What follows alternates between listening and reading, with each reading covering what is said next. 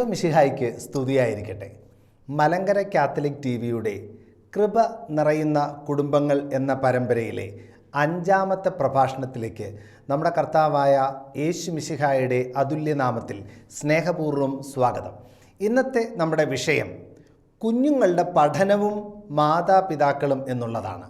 പ്രാർത്ഥനയോടുകൂടെ തൃത്വിക ദൈവത്തിന് സ്തുതിയും സ്തോത്രവും ആരാധനയും അർപ്പിച്ചുകൊണ്ട് നമുക്ക് ഈ വിഷയത്തിലേക്ക് കടക്കാം. കുഞ്ഞുങ്ങളുടെ പഠനവും മാതാപിതാക്കളും. ജെറമ്യ 29:11 എനിക്ക് നിന്നെപ്പറ്റി ഒരു പദ്ധതിയുണ്ട്, അത് നിൻ്റെ ക്ഷേമത്തിനുള്ള പദ്ധതിയാണ്, നിനക്ക് സുരക്ഷിതമായ ഭാവിയും പ്രത്യാശയും നൽകുന്ന ഒരു പദ്ധതിയാണത്. ദൈവമായ കർത്താവ് ഓരോ കുഞ്ഞിനെപ്പറ്റിയും ഒരു പദ്ധതി തൻ്റെ സ്വപ്നത്തിൽ ഹൃദയത്തിൽ സൂക്ഷിച്ചിട്ടുണ്ട്. കർത്താവിന് നിന്നെപ്പറ്റി ഒരു പദ്ധതിയുണ്ട്, അത് നമ്മുടെ ക്ഷേമത്തിനുള്ള പദ്ധതിയാണ്. സുരക്ഷിതമായ ഒരു ഭാവിയും വിജയകരമായ ഒരു ജീവിതവും നമുക്ക് നൽകുന്ന വലിയ ഒരു പദ്ധതിയാണ് ദൈവത്തിനുള്ളത്. ഈ പദ്ധതി കണ്ടെത്തുക എന്നുള്ളതാണ് ഒരു വ്യക്തിയുടെ ജീവിത വിജയത്തിൻ്റെ ഏറ്റവും അടിസ്ഥാനപരമായ ഒരു കാര്യം. കർത്താവിൻ്റെ പദ്ധതി കണ്ടെത്തണം. ഒന്നാലോചിച്ചു നോക്കൂ, യേശുദാസ് ഓർഗൻ വായിച്ചാൽ എങ്ങനെ ഇരിക്കും? AR റഹ്മാൻ പാടിയാലോ? സച്ചിൻ തെണ്ടുൽക്കർ ഫുട്ബോൾ കളിച്ചാൽ എങ്ങനെ ഇരിക്കും? ഡോക്ടർ APJ അബ്ദുൽ കലാം മഹാനായ ഒരു ശാസ്ത്രജ്ഞനാണ്, അദ്ദേഹം ഒരു മാധ്യമപ്രവർത്തകനായാലോ? ദൈവത്തിൻ്റെ ഒരു പദ്ധതിയുണ്ട് ഓരോ വ്യക്തിയെയും സംബന്ധിച്ച്. മനോഹരമായ ഒരു ദൈവത്തിൻ്റെ ഒരു പദ്ധതി. നമുക്കെല്ലാവർക്കും അറിയാവുന്നതുപോലെ ദൈവം തൻ്റെ ഛായയിലും സാദൃശ്യത്തിലും ഓരോ മനുഷ്യനെയും സൃഷ്ടിക്കുകയാണ്. ദൈവത്തിൻ്റെ ഛായയിലും സാദൃശ്യത്തിലും സൃഷ്ടിക്കുമ്പോൾ പരിശുദ്ധാത്മാവായ ദൈവത്തിൻ്റെ ഒരു അംശം, ദൈവികതയുടെ ഒരംശം, തൃത്വിക ദൈവത്തിൻ്റെ ഒരംശം ഓരോ വ്യക്തിയിലും ദൈവം നിക്ഷേപിക്കുന്നുണ്ട്. ആ ടാലൻ്റ് കണ്ടെത്തി അതിനെ വളർത്തിയെടുക്കുന്നതാണ് ജീവിത വിജയം. ലോകത്തിലെ ഏറ്റവും വലിയ ഒരു ചിന്തകനാണ് എമേഴ്സൺ, അമേരിക്കക്കാരനായ ചിന്തകൻ. അമേരിക്കക്കാർക്ക് വലിയ സ്വപ്നങ്ങൾ കൊടുത്ത പ്രതിഭാശാലിയായ ഒരു ചിന്തകനാണ് എമേഴ്സൺ. അദ്ദേഹത്തിൻ്റെ മനോഹരമായ 2 ഉപന്യാസങ്ങളുണ്ട്. ഒന്ന് സെൽഫ് റിലയൻസ്, 2 ഓവർ സോൾ. സൂപ്പറായ 2 ഉപന്യാസങ്ങളാണ്, എല്ലാവരും വായിക്കേണ്ട 2 ഉപന്യാസങ്ങൾ. ഈ 2 ഉപന്യാസങ്ങളിലൂടെ എമേഴ്സൺ പറഞ്ഞു വെക്കുന്നത് എന്താണെന്നറിയാമോ? എല്ലാ മനുഷ്യരുടെയും ഉള്ളിൽ ഒരു സ്പാർക്കുണ്ട്, ദൈവത്തിൻ്റെ ഒരു സ്പാർക്ക്, ഒരു അഗ്നിസ്ഫുലിംഗം. അത് കണ്ടെത്തുന്നവൻ, ആ അഗ്നിസ്ഫുലിംഗത്തെ വികസിപ്പിച്ച് പറന്നുയരുന്നവനാണ് യഥാർത്ഥത്തിൽ ജീവിതത്തിൽ വിജയിക്കുന്നത്, ആത്മസാക്ഷാത്കാരം നേടുന്നത്, സംതൃപ്തി കണ്ടെത്തുന്നത്, സംതൃപ്തി അനുഭവിക്കുന്നത് എന്ന്. എമേഴ്സന്റെ ചിന്തകളോടുകൂടെ നമ്മുടെ ഈ വിഷയത്തെ നമുക്ക് ഒരുമിച്ചൊന്ന് ചേർത്ത് വയ്ക്കാം. ദൈവത്തിൻ്റെ ആ സ്പാർക്ക് കണ്ടെത്തുക എന്നുള്ളതാണ് ഏറ്റവും പരമപ്രധാനമായ കാര്യം. അപ്പോൾ നമ്മൾ കുഞ്ഞുങ്ങളോട് പറയും, നീ വലിയ സ്വപ്നം കാണണം, വലിയ സ്വപ്നം കാണണം, വലിയ സ്വപ്നം കാണണം. ചെറിയ സ്വപ്നം കാണുന്നത് ഒരു വലിയ കുറ്റമാണ് എന്നൊക്കെ നാം പറയാറുണ്ട്. സ്വപ്നം കാണുന്നതൊക്കെ നല്ലതാണ്, എന്നാൽ ആത്യന്തികമായി ദൈവത്തിൻ്റെ സ്വപ്നം എന്താണ് എന്ന് അന്വേഷിക്കുന്നതാണ് ക്രൈസ്തവ ജീവിതത്തിൻ്റെ ഏറ്റവും പ്രധാനപ്പെട്ട അടിസ്ഥാനം. ദൈവത്തിന് നമ്മെ ഓരോരുത്തരെയും പറ്റിയുള്ള ആ പദ്ധതി എന്താണെന്ന് കണ്ടെത്തുക. നിൻ്റെ രാജ്യം വരണം, നിൻ്റെ ഇഷ്ടം സ്വർഗത്തിലെ പോലെ ഭൂമിയിലും ആകണം. അതുകൊണ്ട് നാം മാതാപിതാക്കൾ, നമ്മൾ നമ്മുടെ മക്കളെ വളർത്തിയെടുക്കുമ്പോൾ നിരന്തരം പ്രാർത്ഥിക്കേണ്ട ഒരു പ്രാർത്ഥന ഇതാണ്: കർത്താവേ, എൻ്റെ കുഞ്ഞിനെ പറ്റിയുള്ള നിൻ്റെ പദ്ധതി എന്താണ്? എൻ്റെ മകനെ പറ്റിയുള്ള, മകളെ പറ്റിയുള്ള അങ്ങയുടെ ആ പദ്ധതി എന്താണ്? അവന് ശ്രേയസ്കരമായ പദ്ധതി, അവന് ശുഭകരമായ ഭാവി നൽകുന്ന ആ പദ്ധതി, എൻ്റെ മകൾക്ക് ആനന്ദവും വിജയകരമായ ജീവിതവും നൽകുന്ന ആ പദ്ധതി എന്താണ് കർത്താവേ ആ പദ്ധതി? അത് ഞങ്ങൾക്ക് കാണിച്ചു തരണമേ എന്നുള്ളതായിരിക്കണം. കുഞ്ഞുങ്ങളെ വളർത്തിയെടുക്കുമ്പോൾ, കുഞ്ഞുങ്ങളെ വിജയത്തിലേക്ക് നയിക്കുമ്പോൾ, അവരുടെ പഠന മേഖലകളിലും തൊഴിൽ മേഖലകളിലും ഒക്കെ ഇടപെടുമ്പോൾ നമുക്കുണ്ടാകേണ്ടത്, നമ്മുടെ ഏറ്റവും വലിയ പ്രാർത്ഥന ഇതായിരിക്കണം: നിൻ്റെ ഇഷ്ടം, എന്നെപ്പറ്റി എൻ്റെ മക്കളെപ്പറ്റി നിൻ്റെ ഇഷ്ടം എന്താണ് എന്ന് പൊന്നു കർത്താവെ ഞങ്ങൾക്ക് നിരന്തരം കാണിച്ചു തരണമേ. ഈ പ്രാർത്ഥന നമ്മുടെ കുഞ്ഞുങ്ങളുടെ വികാസത്തിൻ്റെ യാത്രയിൽ അവരോടൊപ്പം അനുധാവനം ചെയ്യുമ്പോൾ നമ്മുടെ ആത്മാവിലുണ്ടായിരിക്കട്ടെ. നിരന്തരം നമ്മുടെ ബലിയർപ്പണങ്ങളിൽ, ജപമാല അർപ്പണങ്ങളിൽ, നമ്മുടെ പ്രാർത്ഥനകളിൽ എപ്പോഴും ഈ വിഷയത്തിന് ഒരു മുൻഗണന ഉണ്ടാകണം. എൻ്റെ യേശുവിൻ്റെ പദ്ധതി എന്താണ് എന്ന് കണ്ടെത്താനുള്ള ഒരു നിലവിളി അത് നമ്മുടെ ഹൃദയത്തിലുണ്ടായിരിക്കണം. വളരെ പ്രധാനപ്പെട്ട രണ്ടാമത്തെ ഡയമെൻഷൻ, നമ്മുടെ കുഞ്ഞുങ്ങളുടെ പഠനം മെച്ചപ്പെടാൻ, നമ്മുടെ കുഞ്ഞുങ്ങളുടെ കരിയറും മെച്ചപ്പെടാൻ പരമപ്രധാനമായ രണ്ടാമത്തെ സംഭവം, നമ്മുടെ കുഞ്ഞുങ്ങൾക്ക് നമുക്ക് നൽകാൻ പറ്റുന്ന ഏറ്റവും വലിയ ഒരു സമ്മാനം കൊടുക്കണമെന്നുള്ളതാണ്. എന്താണ് ആ സമ്മാനം? മറ്റൊന്നുമല്ല, ത്രിത്വൈക ദൈവത്തിലെ രണ്ടാമനായ പരിശുദ്ധാത്മാവാണ് ആ സമ്മാനം. നമ്മുടെ കുഞ്ഞുമക്കൾക്ക് പരിശുദ്ധാത്മാവിനെ കൊടുക്കണം. എല്ലാ ദിവസവും കുഞ്ഞുങ്ങളുടെ ഉള്ളിൽ പരിശുദ്ധാത്മാവ് നിറയാൻ വേണ്ടി നാം ജാഗ്രതയോടുകൂടെ പ്രാർത്ഥിക്കണം. പരിശുദ്ധാത്മാവെന്ന് പറഞ്ഞു കഴിഞ്ഞാൽ ഒരു ചെറിയ സാധനമല്ല, അതൊരു ഹോൾസെയിൽ പാക്കേജ് പോലെയാണ്, വലിയൊരു പാക്കേജ് പോലെ. അതിൽ ഒത്തിരി സംഭവങ്ങളുണ്ട്. പരിശുദ്ധാത്മാവ് നമ്മുടെ ഉള്ളിലേക്ക് വന്നു കഴിയുമ്പോൾ സ്നേഹം, ആനന്ദം, സമാധാനം, ക്ഷമ, ദയ, നന്മ, വിശ്വസ്തത, സൗമ്യത, ആത്മസംയമനം, ഇങ്ങനെ 9 ഫലങ്ങൾ നമുക്ക് തരും. ഈ 9 ഫലങ്ങൾ നമ്മെ സ്വർഗത്തിലെത്തിക്കും. അതോടൊപ്പം പരിശുദ്ധാത്മാവ് നമുക്ക് ജ്ഞാനം, ബുദ്ധി, അറിവ്, ആലോചന, ആത്മശക്തി, ദൈവഭയം, ദൈവഭക്തി എന്നീ 7 ദാനങ്ങൾ നൽകും. ജ്ഞാനമാണ് പരിശുദ്ധാത്മാവ് തരുന്ന ഏറ്റവും വലിയ സമ്മാനം. നാം ഇങ്ങനെ പാടുന്നില്ലേ, വെളിവു നിറഞ്ഞോരീശോ നിൻ വെളിവാൽ കാണുന്നു. ആ സ്വർഗത്തിൻ്റെ ആ ഒരു വെളിവ്, ജ്ഞാനം ദൈവം നമുക്ക് നൽകുന്ന ഏറ്റവും വലിയ സമ്മാനമാണ്. പരിശുദ്ധാത്മാവ് നൽകുന്ന ഏറ്റവും വലിയ സമ്മാനമാണ്. എൻ്റെ ജനം അജ്ഞത കൊണ്ടാണ് നശിക്കുന്നത് എന്ന ബൈബിളിൽ പല ഭാഗങ്ങളിൽ ദൈവം സങ്കടപ്പെടുന്നത് നമുക്ക് കാണാനായിട്ട് സാധിക്കും. നിങ്ങളിൽ ജ്ഞാനം കുറവുള്ളവൻ എന്നോട് ചോദിക്കട്ടെ, ഞാനത് ഔദാര്യത്തോടു കൂടെ തരാം എന്ന് യാക്കോബിൻ്റെ ലേഖനം 1-ാം അധ്യായം 5-ാം വാക്യത്തിൽ ദൈവം നമ്മെ ഓർമ്മിപ്പിക്കുന്നു. ജ്ഞാനം കുറവുള്ളവൻ ദൈവത്തോട് ചോദിക്കട്ടെ, അത് ഔദാര്യത്തോടുകൂടെ തരാം എന്നാണ് കർത്താവ് നമുക്ക് തരുന്ന പ്രോമിസ്. സോളമനെ ശ്രദ്ധിക്കൂ. സോളമൻ ദൈവത്തോട് സമ്പത്തല്ല ചോദിച്ചത്, ജ്ഞാനമാണ് ചോദിച്ചത്. നന്മയും തിന്മയും തിരിച്ചറിയാനുള്ള, ദൈവത്തിൻ്റെ ഇഷ്ടങ്ങളെ അന്വേഷിക്കാനുള്ള ജ്ഞാനം നമ്മുടെ കുഞ്ഞുങ്ങളിൽ നിറച്ചു കൊടുക്കണം. പരിശുദ്ധാത്മാവിനെ നിറച്ചു കൊടുക്കണം. എപ്പോഴും നാം പരിശുദ്ധാത്മാവിന് വേണ്ടി പ്രാർത്ഥിച്ചു കൊണ്ടിരിക്കണം. പരിശുദ്ധാത്മാവിന് വേണ്ടി മാത്രം പ്രാർത്ഥിച്ചാൽ മതി പ്രിയപ്പെട്ടവരെ.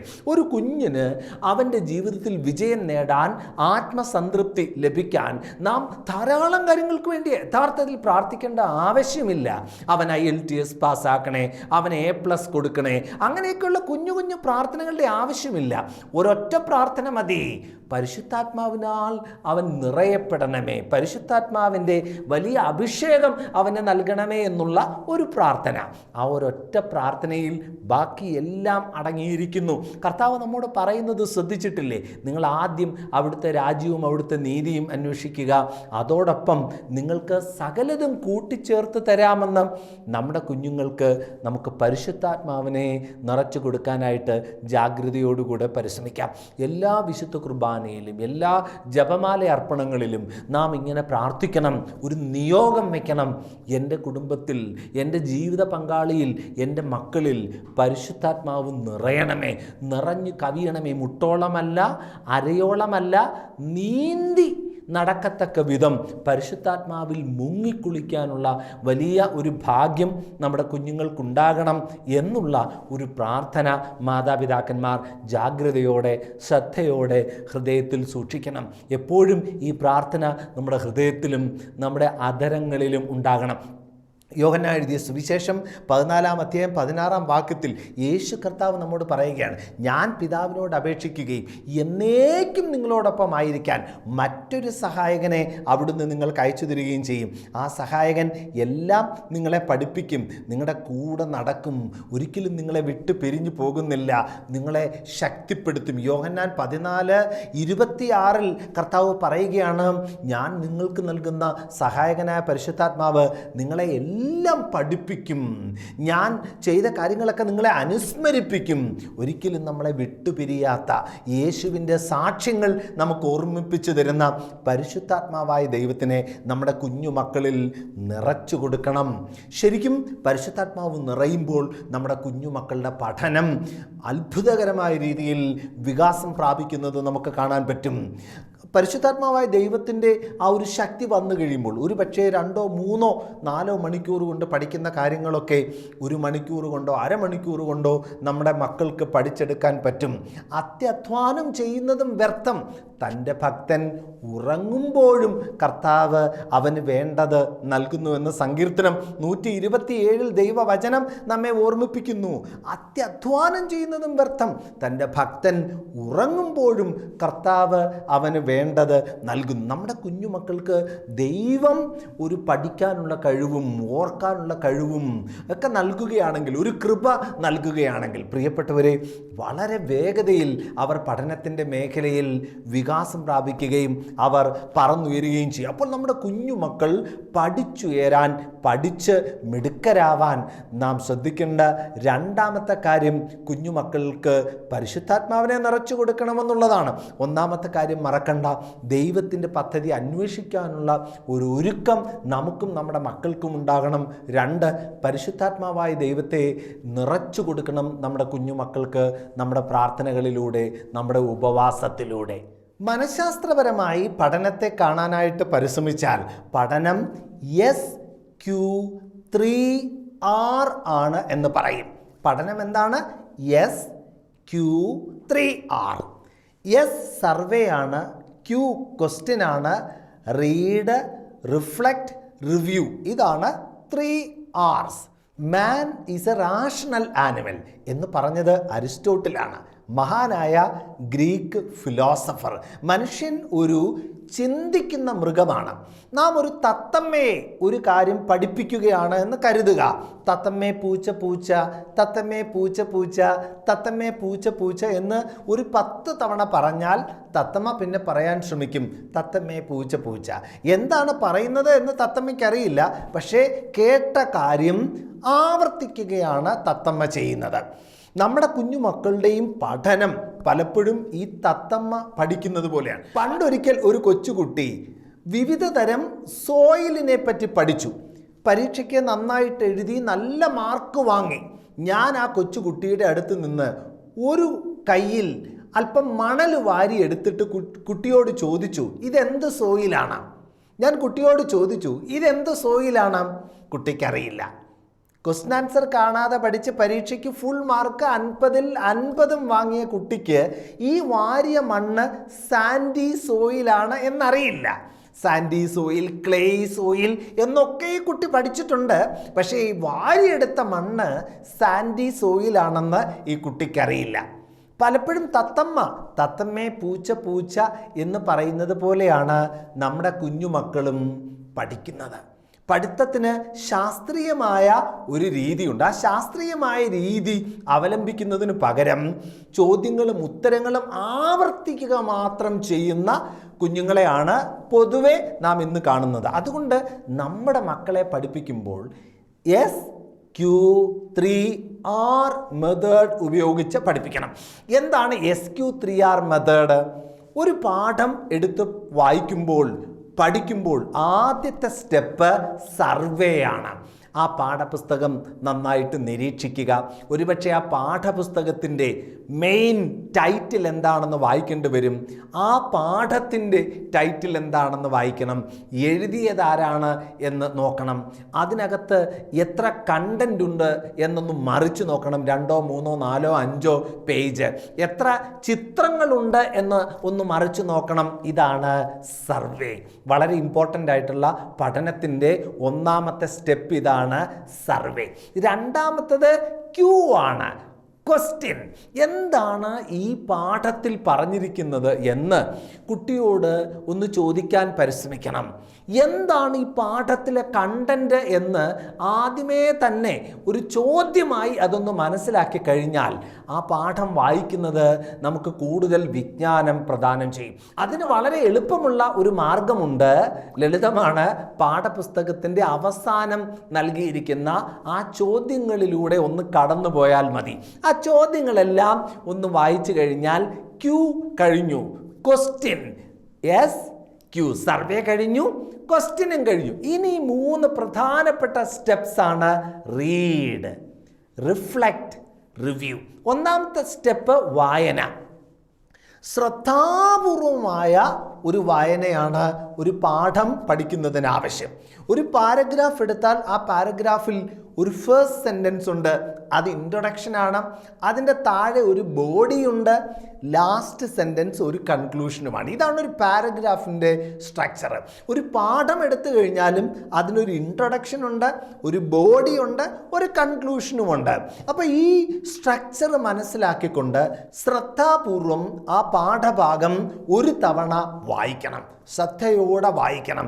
ഇതാണ് റീഡിങ്. ഒരുപക്ഷെ ഒരു പ്രാവശ്യം വായിക്കുമ്പോൾ നമുക്കതിൻ്റെ ആശയങ്ങളെല്ലാം കിട്ടിയില്ല എന്ന് വരാം. അങ്ങനെയാണെങ്കിൽ ഒരു തവണ കൂടെ വായിക്കണം. ഇങ്ങനെ വായിച്ചു പോകുമ്പോൾ തന്നെ ഏറ്റവും പ്രധാനപ്പെട്ട ആശയങ്ങളായി നമുക്ക് ഫീൽ ചെയ്യുന്നത്, നമുക്ക് തോന്നുന്നത് അണ്ടർലൈൻ ചെയ്തു പോകുന്നത് വളരെ നല്ലത്. ചോദ്യങ്ങൾ നമ്മൾ ഓൾറെഡി വായിച്ചിട്ടുണ്ടല്ലോ, ചോദ്യങ്ങൾ നാം വായിച്ച് മനസ്സിലാക്കിയിട്ടുണ്ട്. അതുകൊണ്ട് തന്നെ പ്രധാനപ്പെട്ട പോയിന്റ്സ് പെട്ടെന്ന് നമുക്ക് ക്ലിക്ക് ചെയ്യും.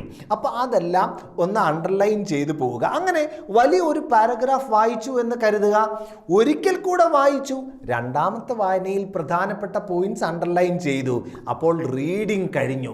ഇനി റിഫ്ലക്ഷനാണ്. ഇതാണ് യഥാർത്ഥത്തിൽ മനുഷ്യൻ്റെ ലേണിങ്ങിൻ്റെ ഏറ്റവും പ്രധാനപ്പെട്ട സ്റ്റെപ്പ്, റിഫ്ലക്ഷൻ. പുസ്തകം ഒന്ന് അടച്ചു വെച്ച് കണ്ണടച്ച് എന്താണ് വായിച്ചത് എന്ന് മനസ്സിലൊന്ന് ഓർത്തെടുക്കുന്നതാണ് റിഫ്ലക്ഷൻ. ഈ റിഫ്ലക്ഷൻ്റെ സമയത്ത് പ്രധാനപ്പെട്ട ആശയങ്ങളെല്ലാം നാം ഓർത്തെടുക്കും. ചിലതിനോട് നമുക്ക് യോജിക്കാൻ പറ്റും, നമുക്ക് യോജിക്കാൻ പറ്റാത്ത ആശയങ്ങളുണ്ടെങ്കിൽ നമുക്ക് യോജിക്കാൻ പറ്റാത്ത ആശയങ്ങളുമൊക്കെ നമുക്ക് വേർതിരിച്ചെടുക്കാനായിട്ട് സാധിക്കും. ഒരു പാരഗ്രാഫിലെ ഏറ്റവും പ്രധാനപ്പെട്ട കണ്ടൻസ് നമ്മളിങ്ങനെ മനസ്സിലാക്കുകയാണ് റിഫ്ലക്ഷനിൽ. അങ്ങനെ കണ്ണടച്ച് റിഫ്ലക്റ്റ് ചെയ്ത് ആലോചിച്ച് നോക്കുമ്പോൾ ചില പോയിന്റ്സ് നമുക്ക് ഓർമ്മ വരില്ല, ചിലത് മിസ്സായി പോവും. ആ ഒരു 1 or 2 വായനയിൽ പ്രധാനപ്പെട്ട ആശയങ്ങൾ മുഴുവൻ മനസ്സിൽ ആകണമെന്നില്ല പ്രിയപ്പെട്ടവരെ. അതുകൊണ്ട് ചിലത് മിസ്സാവും. ആ മിസ്സാകുന്ന പോയിന്റ്സ് ആണ് യഥാർത്ഥത്തിൽ ഒരു യെല്ലോ ഷെയ്ഡ് ചെയ്യുന്ന പേന വെച്ച് നാം ഷെയ്ഡ് ചെയ്യേണ്ടത്. ആ ഷെയ്ഡ് ചെയ്യുന്ന ആ ഭാഗങ്ങളാണ് റിഫ്ലക്ഷന് ശേഷം വീണ്ടും വായിക്കേണ്ടത്. Read, reflect, review. യഥാർത്ഥത്തിൽ ഈ റിവ്യൂ എന്ന് പറയുന്ന സംഭവം അവിടെ തീരുന്നില്ല.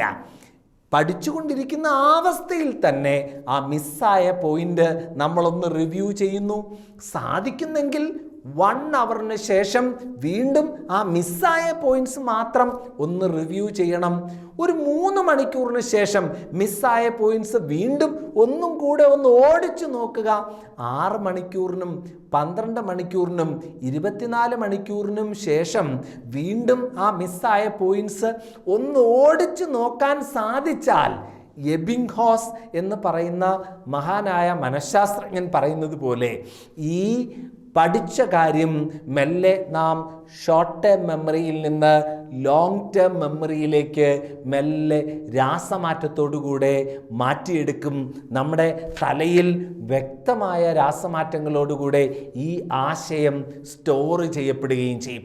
കുഞ്ഞുനാൾ മുതൽ തന്നെ വായിച്ച് കാണാതെ പഠിച്ച് തത്തമ്മേ പൂച്ച എന്ന് പറഞ്ഞ് പഠിച്ച് പരിശീലിക്കുന്നത് പോലെ നമ്മുടെ കുഞ്ഞുമക്കളെ അങ്ങനെ ആ ഒരു മെക്കാനിക്കലായിട്ടുള്ള ഒരു മൃഗങ്ങൾ ഒരു കാര്യം ഉച്ചരിക്കുന്നത് പോലെയുള്ള പഠന രീതിയിൽ നിന്ന് മെല്ലെ ഉയർത്തി survey, question, read, reflect, review അങ്ങനെയുള്ള ശാസ്ത്രീയമായ ഒരു പഠന രീതിയിലേക്ക് കൊണ്ടുവരണം. നമ്മുടെ മക്കളെ ആ ലെവലിലേക്ക് ഉയർത്തണം. ശരിക്കും ഇങ്ങനെ പഠിക്കുമ്പോൾ വലിയ ഒരു സൈക്കോളജിക്കലായിട്ടുള്ള ഒരു പ്രോസസ്സ്, ഒരു ഫിലോസോഫിക്കലായിട്ടുള്ള ഒരു പ്രോസസ്സ് അവിടെ നടക്കുകയാണ്.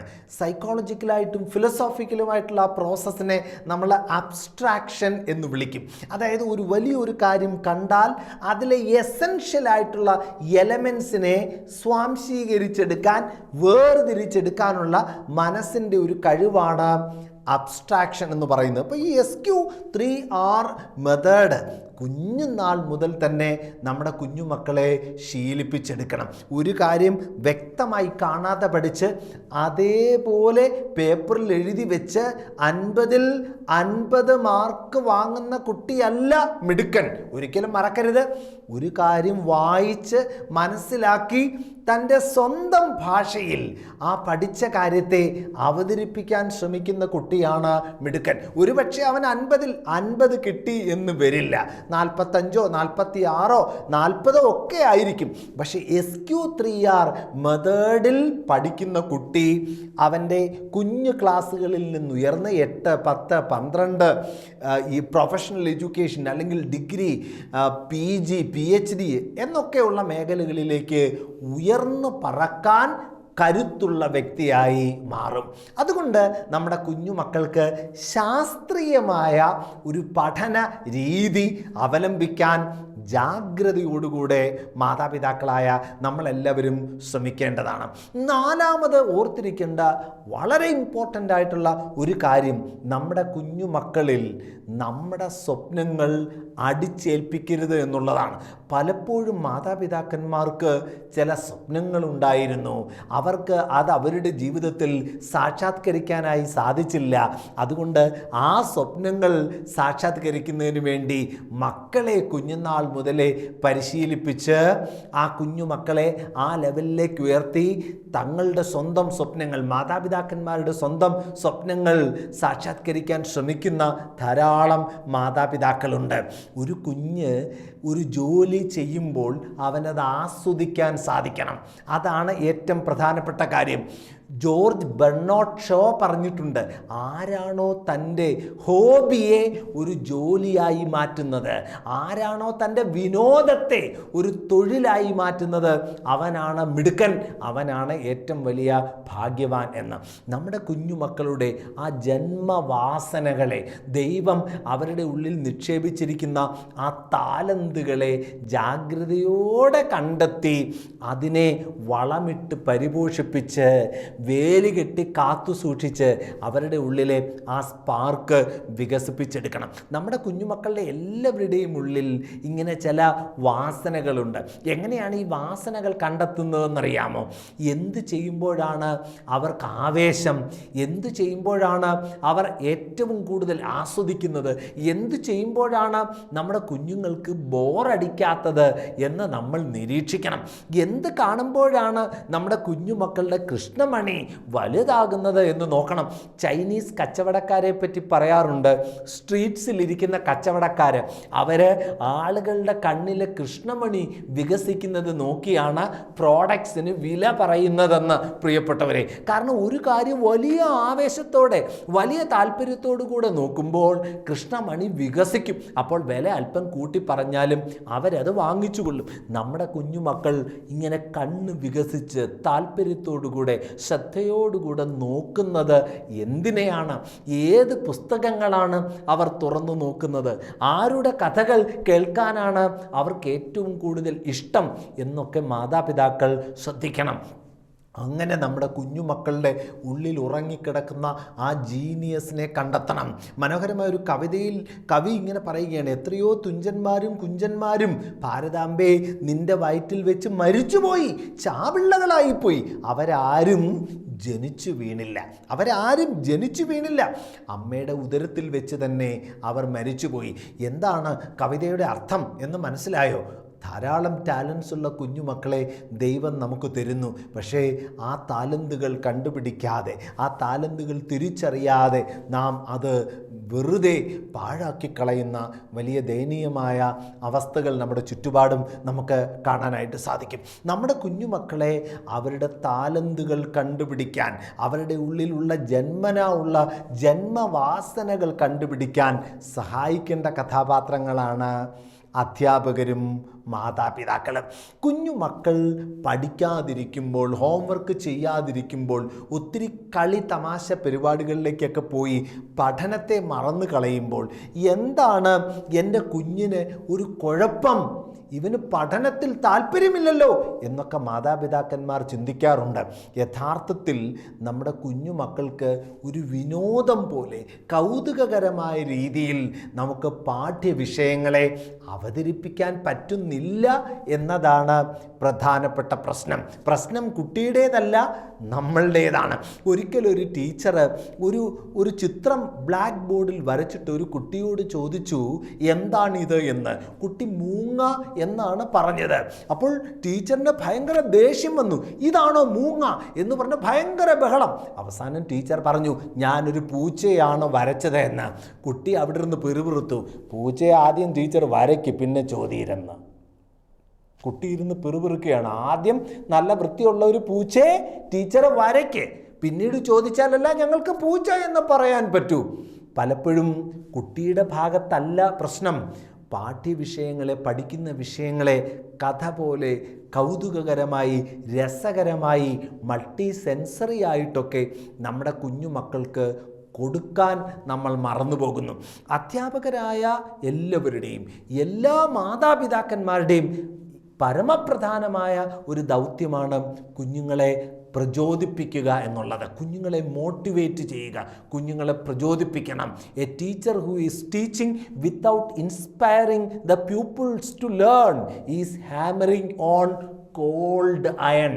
A teacher who is teaching without inspiring the pupils to learn is hammering on cold iron. കുട്ടികളെ പ്രചോദിപ്പിക്കാതെ പഠിപ്പിക്കുന്ന ഒരു അധ്യാപകൻ തണുത്ത ഒരു ഇരുമ്പ് കഷ്ണത്തെ അടിച്ച് പരത്തി മൂർച്ചയുള്ളതാക്കാൻ ശ്രമിക്കുന്നത് പോലെ വൃഥാവിൽ ഒരു പാഴ് വേലയാണ് ചെയ്യുന്നത്. ഇരുമ്പ് അടിച്ച് പരത്തണമെന്നുണ്ടെങ്കിൽ ആദ്യം അത് നന്നായിട്ട് പഴുപ്പിക്കണം എന്ന് പറയുന്നത് പോലെ നമ്മുടെ കുഞ്ഞുമക്കളെ നന്നായി പ്രചോദിപ്പിക്കണം. നന്നായി കുഞ്ഞുമക്കളെ പ്രചോദിപ്പിക്കാൻ 2 മാർഗങ്ങളാണുള്ളത്. 2 മാർഗങ്ങൾ, ശാസ്ത്രീയമായ 2 മാർഗങ്ങൾ. ഒന്ന് rational persuasion, 2 subconscious mind programming. The rational പെർസ്വേഷന് ചെറിയ ഒരു ഉദാഹരണം പറയാം.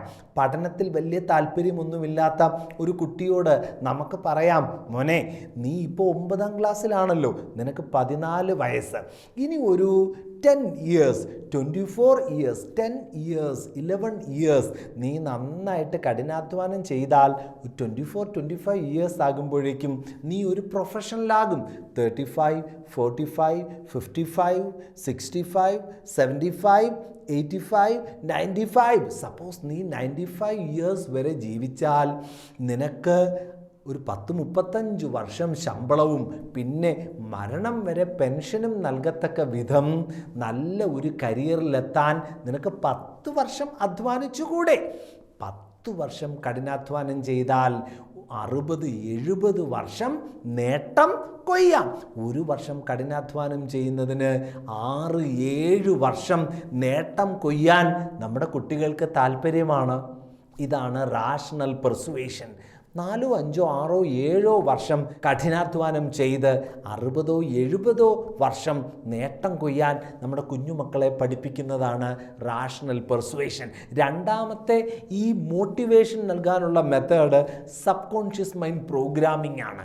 മഹാത്മാഗാന്ധിയുടെയും മദർ തെരേസയുടെയും ഡോക്ടർ APJ അബ്ദുൽ കലാമിൻ്റെയും ജോൺ വിയാനി അച്ഛൻ്റെയും മേരി ക്യൂറിയുടെയും തോമസ് ആൽവ എഡിസൻ്റെയും ഒക്കെ രസകരമായ കൗതുകകരങ്ങളായ കഥകൾ നാം കുട്ടികൾക്ക് പറഞ്ഞു കൊടുക്കണം. അങ്ങനെയുള്ള ചിത്രകഥകളും ജീവചരിത്ര കഥകളും കുട്ടികൾക്ക് വായിക്കാനും കൊടുക്കണം. അങ്ങനെ മഹാന്മാരുടെ ജീവിത രീതികൾ അവർ വായിച്ചു വരുമ്പോൾ അറിയാതെ അവരുടെ കമ്മിറ്റ്മെൻറ്റും അവരുടെ സമർപ്പണ മനോഭാവവും അവരുടെ കഠിനാധ്വാന ശൈലിയും കമ്മിറ്റ്മെൻറ്റും എക്സലൻസിനു വേണ്ടിയുള്ള അവരുടെ ആഗ്രഹവും നമ്മുടെ കുഞ്ഞുങ്ങൾ സ്പോഞ്ച് പോലെ പിടിച്ചെടുക്കും. ആരും ഒന്നും പറഞ്ഞു കൊടുക്കേണ്ട കാര്യമില്ല, സ്പോഞ്ച് പോലെ അവർ പിടിച്ചെടുക്കും. ഇതാണ് സബ് കോൺഷ്യസ് മൈൻഡ് പ്രോഗ്രാമിംഗ്. നമ്മുടെ കുഞ്ഞു മക്കളെ ജീവിത വിജയത്തിലോട്ട് കൊണ്ടുപോകുന്ന ഈ ഒരു യാത്രയിൽ നമ്മൾ ഒറ്റയ്ക്കല്ല, ത്രിത്വൈക ദൈവം നമ്മോട് കൂടെയുണ്ടെന്നുള്ള വലിയ തിരിച്ചറിവ് നമുക്കുണ്ടാകണം. ദൈവത്തിൻ്റെ കരങ്ങളിൽ മുറുകെ പിടിച്ച് നമ്മുടെ മക്കളെ വളർത്തിയെടുക്കാം, വികസിപ്പിച്ചെടുക്കാം. അവർക്ക് പഠിക്കാൻ ഉള്ള വലിയ താല്പര്യങ്ങളുണ്ടാകാനായി നമുക്ക് ദൈവത്തിൻ്റെ കൃപ നമുക്ക് ചോദിച്ചു വാങ്ങാം. പഠിത്തത്തിൽ അല്പം പിന്നോട്ടായി പോയാലും ജോൺ വിയാനി അച്ഛനെ പോലെ കർത്താവെ അങ്ങ് ഉയർത്തണമേ എന്നുള്ള നിരന്തരമായ പ്രാർത്ഥന നമ്മുടെ മനസ്സിൽ സൂക്ഷിക്കാം. നമ്മുടെ കുഞ്ഞുങ്ങൾക്ക് നമുക്ക് കൊടുക്കാൻ പറ്റുന്ന ഏറ്റവും വലിയ സമ്മാനം പരിശുദ്ധാത്മാവായ ദൈവമാണെന്നുള്ള തിരിച്ചറിവിൽ ഈശോയോടൊപ്പം സ്വപ്നം കാണാൻ അവരെ നമുക്ക് പരിശീലിപ്പിക്കാം. അവർക്ക് ചിറകുകൾ കൊടുക്കാം. അവർ പറന്ന് ഉയരട്ടെ. ജ്ഞാനത്തിലും പ്രായത്തിലും ദൈവത്തിൻ്റെയും മനുഷ്യരുടെയും പ്രീതിയിലും വളർന്നു വന്ന ഉണ്ണി ഈശോയെ പോലെ നമ്മുടെ കുഞ്ഞുമക്കൾ പറന്നുയരട്ടെ. ദൈവികതയിലും മാനുഷികതയിലും നിത്യം പിതാവിൻ്റെയും പുത്രൻ്റെയും പരിശുദ്ധാത്മാവിൻ്റെയും നാമത്തിൽ തന്നെ ആമേൻ. ഈശോ മിശിഹായിക്ക് സ്തുതിയായിരിക്കട്ടെ.